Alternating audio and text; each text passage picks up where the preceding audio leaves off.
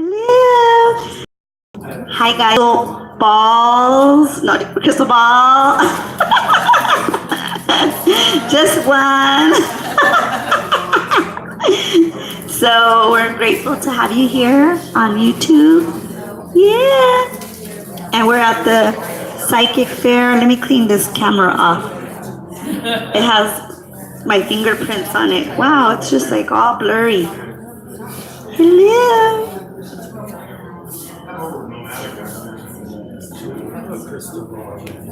Okay, so now, but you got to speak in this for sure, because that way it picks it up better on YouTube.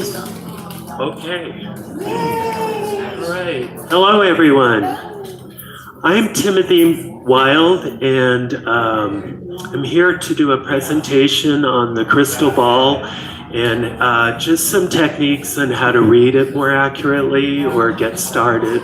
Just to get started, if you have never bought or used a crystal ball, this is like a good way to begin. So I've been doing psychic readings for over 25 years, and I use the tarot numerology and astrology and the crystal ball. And I came onto using the crystal ball way back in when I worked at the Renaissance Festival. And during that time, I wasn't reading, but I was doing chainmail, and there were psychics nearby. And this one psychic, Eric, he had all of these beautiful crystal balls all on little stands. There were small and large ones, and just stones, and all kinds of different ones. And I would go by it every day and just, like be amazed. And so one time he asked me, well, what do you see in there? I said, well, I see reflection from the sunlight. And he said, well, go deeper into it. And he also taught me some techniques through the time that I got to meet him. So basically it was a really fun summer, all day or all summer long, playing with his balls. Awesome.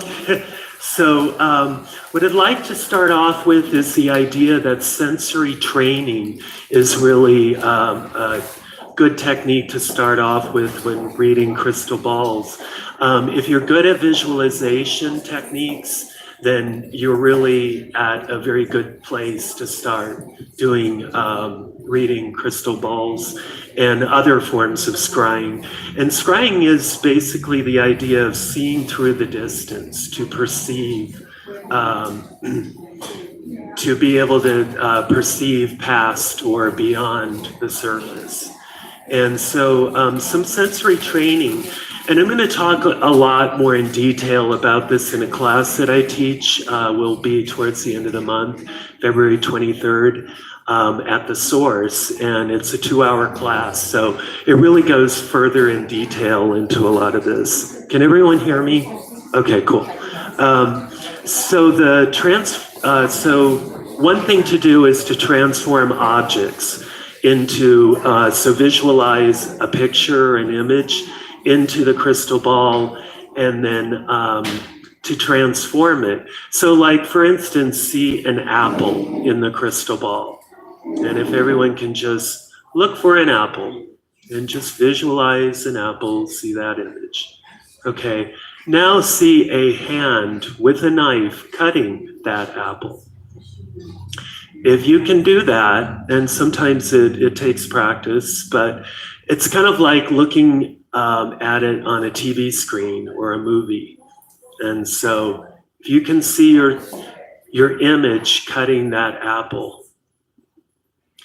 And so that's one technique that starts you off. And then you can go further with visualize the room around you with your eyes closed. What's in the back of you? And see that in,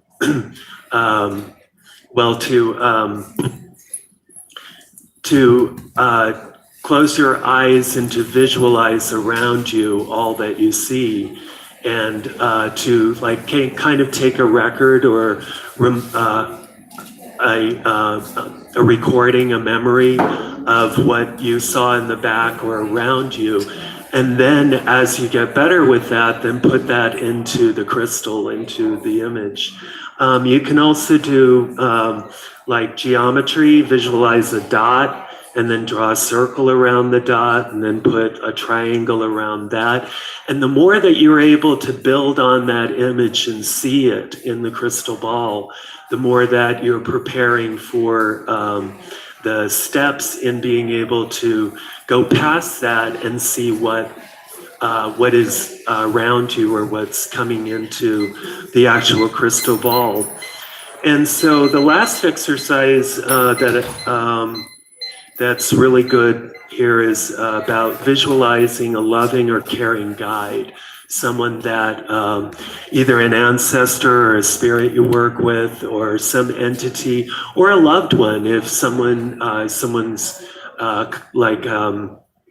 someone that you care about, someone that helps you feel more confident or comfortable, then put their image in the ball.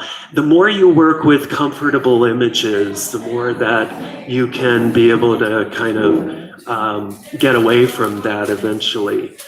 And so the first thing about getting into the ball and getting more than just the pictures that you're seeing, that you're putting in there, is fire gazing. And that's actually an ancient technique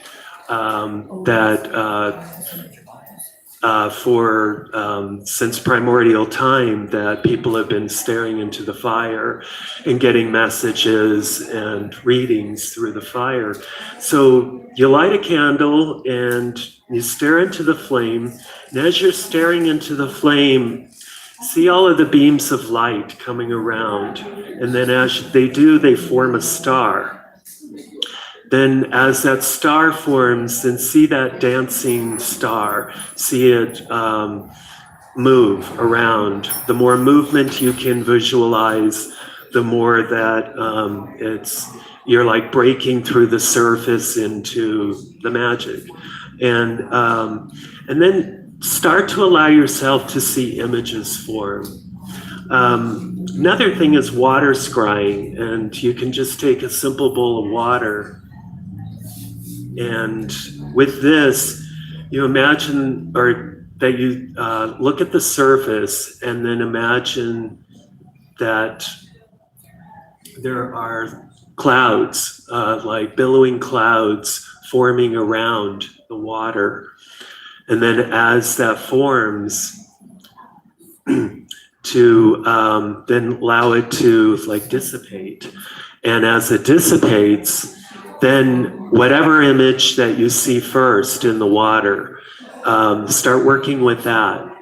And not to really criticize or judge yourself. Whatever you see, just work with that and try to see if it moves, and it will maybe move into another object, transform into something else, or maybe it will move on its own and interact with other objects. But just allow yourself to just stay open to what you're seeing. And water is really one of the easier ones to work with.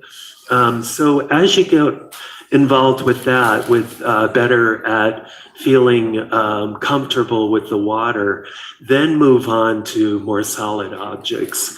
And some helpful tips here when using scrying, whether it's gazing into a crystal ball or water scrying or fire, is that to dim the lights. And it's really kind of hard here, but usually if you have like subdued lighting, and then it's a lot easier to see like the beams of light and the reflections and things that come off of that. So that's a big one, is dim the lights, maybe have a candle, but more for atmosphere kind of thing. And then first allow the image you want to appear to come into the ball, like the apple we talked about cutting, and or a chair. There was a medium who lived around the turn of the last century, 1800s into the 1900s, Miss X. And she believed that to jumpstart the crystal ball by transferring ordinary objects from the room into the ball. And so like you would see this table, so you would put an image of this table into your crystal ball to start off with. And the more elaborate the images are that she got into the ball, the more it jump-started the next step, the transformation. So it's always good to, when you first start reading crystal balls or any scrying, is really to journal, is to record not only what you're experiencing and feeling, but record the date, the time, and maybe even the moon phase. And also possibly, have you eaten yet? How do you feel? Your general overall body health, as well as mental health, and those kind of things. So just kind of like to, jot that over to the side kind of thing. And so as you keep a journal, then that helps you not only to develop your images and your tools better, but you also see that the confidence starts rising, that you feel better about what you are seeing and trusting it. That's a lot of what psychic readings are really about, is really trusting what you're seeing or feeling has validity and that people value it. And again, we're going to talk a lot more about this in my class, more in detail, but there are a lot of rituals for preparation in order to read the ball or other scrying material.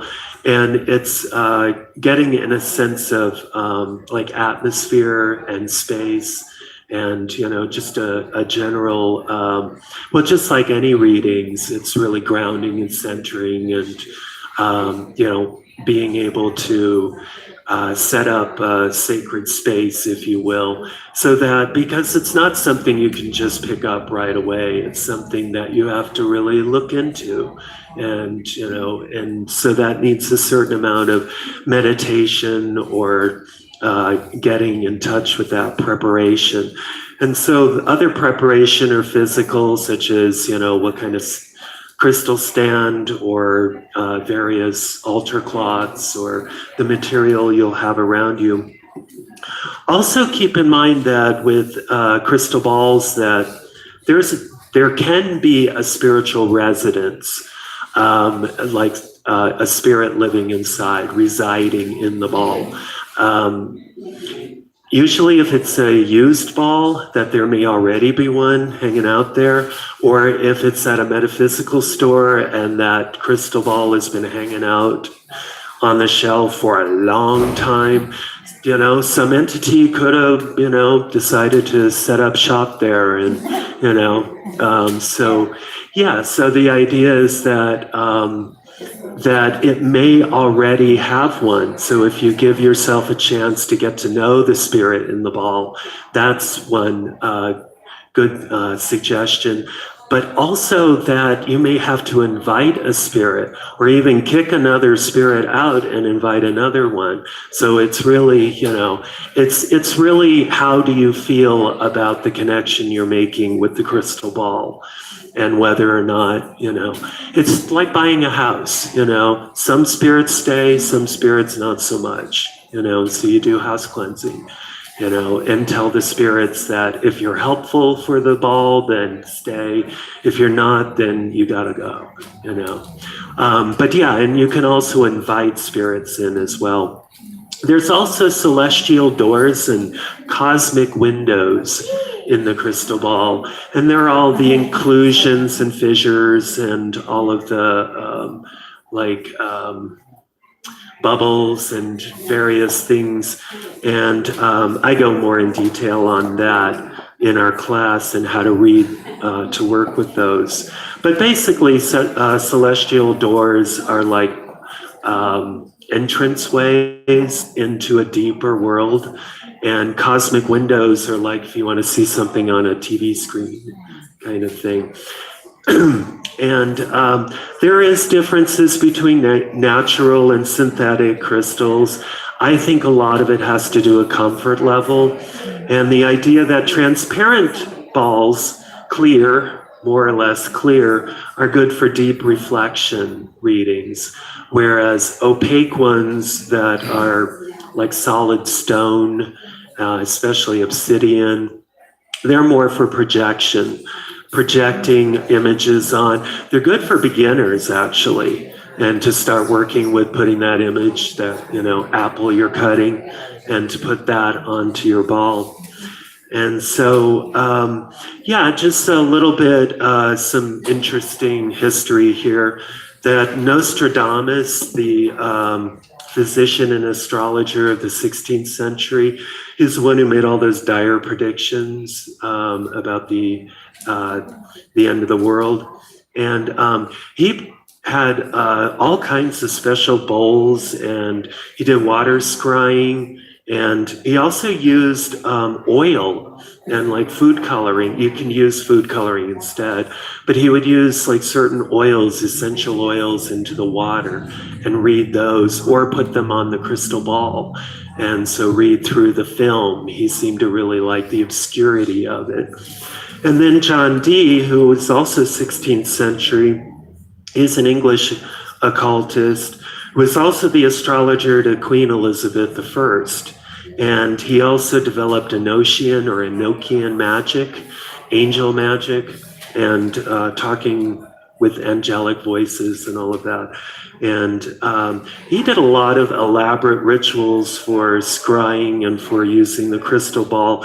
He had like particular ball stands that were of special woods and chairs specifically designed for his readings, different colored altar cloths, a wax seal, sigils, herbs, and a child's ghost.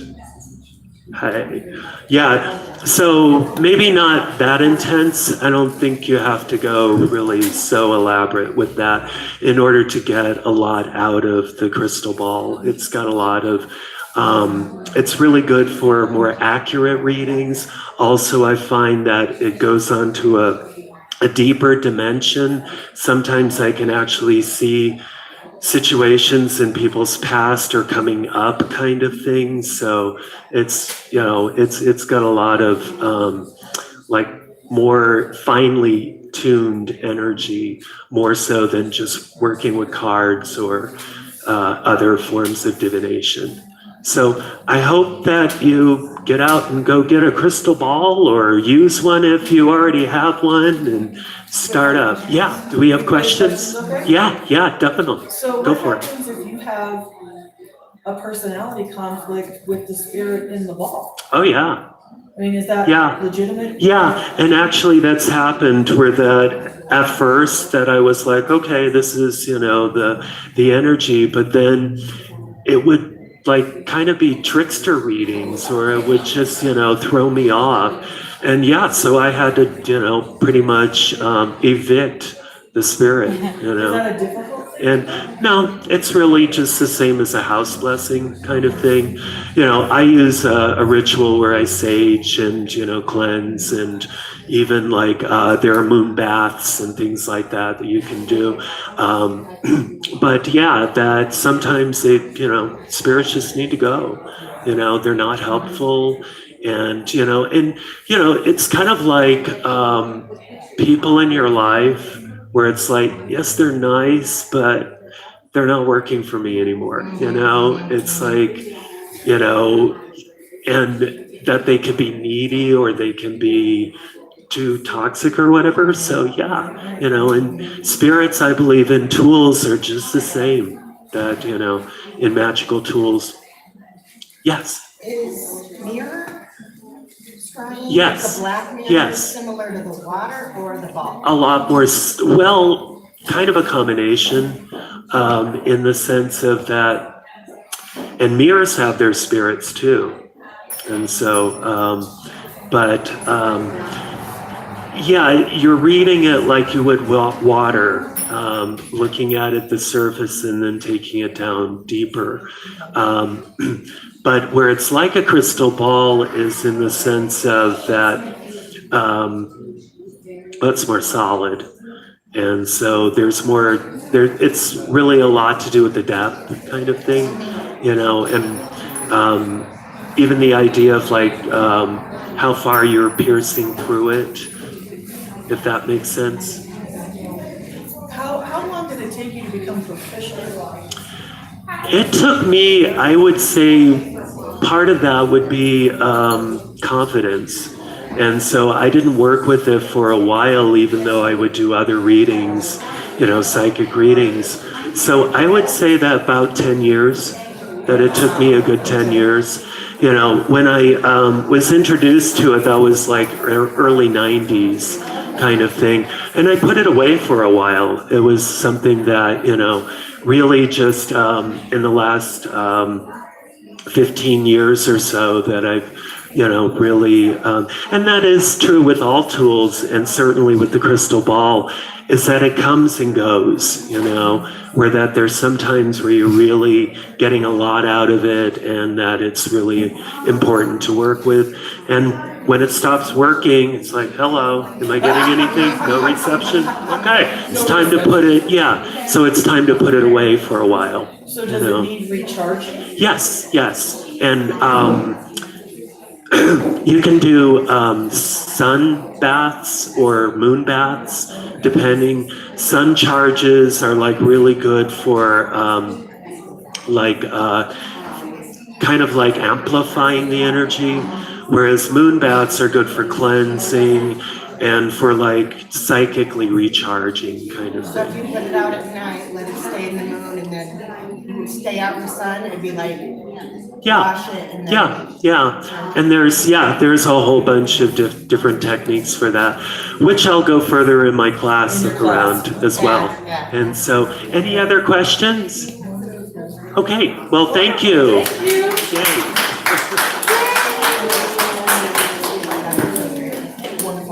Okay, we'll be back. Hi guys, we'll be back. Well, that's what I was